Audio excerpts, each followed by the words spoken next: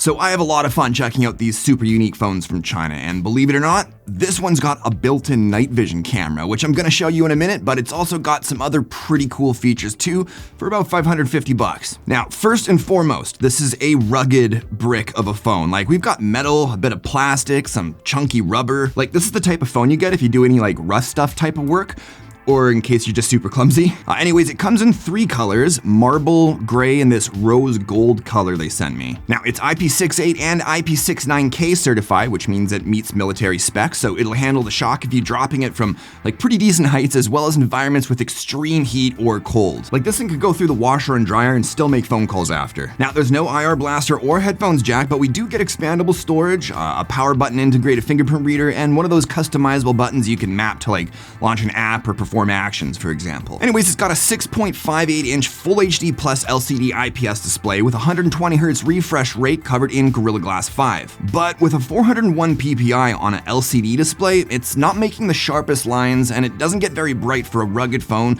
that'll probably be used outside a lot, but it's more than good enough for like watching content or looking at photos on. There's a couple of front-facing speakers, and while it might look like we get 4, the speakers are actually located on the right top and bottom sides. They get respectably loud, but they're pretty flat and tinny sounding. It comes running a fairly stock feeling Android 12 with the exception of a few UI elements, but like there isn't even any bloatware, so. And aside from the customizable button, there isn't really anything noteworthy to mention when it comes to special software features and the like. Now, if you're at all into a bit of gaming, I don't think you'll have any issues with this phone because it does support Wi-Fi 6 for a nice fast network connection. It's running a MediaTek Dimensity 1080, which can be compared closest to like a Snapdragon 778G, and there's 12 gigs of RAM with an additional 8 gigs of virtual RAM. Now, between T3 Arena and Modern Combat Versus at max graphics settings, I did notice a few stutters in Modern Combat Versus after a few matches, but T3 Arena ran like perfectly smooth. You're definitely not hitting 120 FPS with this phone because it does performance throttle under heavy load, but it's still fine for most games with high settings. But for everyday type stuff, you shouldn't see any stutters or delays when like scrolling or launching apps. Now, there's a huge 10,800 mAh battery that'll fast charge at up to 66 watts, bringing it from 0 to 55%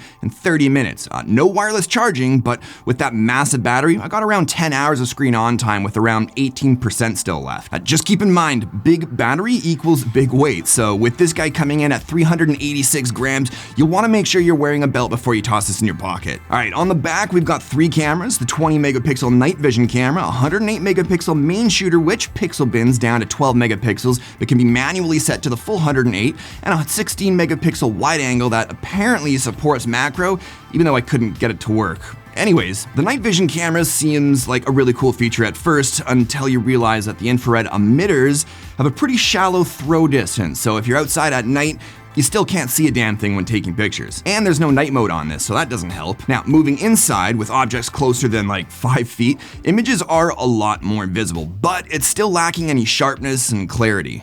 Basically, I don't see the point of a night vision camera with such a limited visual distance when you can just turn the flash on and get not only a better quality image, but like also color.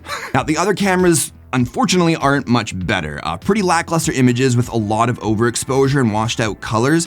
They do get the job done though, I suppose, but if you're looking for a rugged phone with a decent camera, this ain't it, man. It does support 4K video, but again, colors and exposure are pretty bad, but not only that, there's no image stabilization at 4K, so pretty disappointing there. Now, the front-facing 32 megapixel camera unfortunately produces the same quality photos as the rear, so nothing really to talk about there either. I don't know, for 550 bucks, you could get a really good mid-range phone and still have money left over for like a thick case and a power bank, but I guess if you want something that already has all of that built in, I mean, I guess this is a decent option, but I think that's gonna do it for this one. Thanks as always for watching, and I'll talk to you on the next one.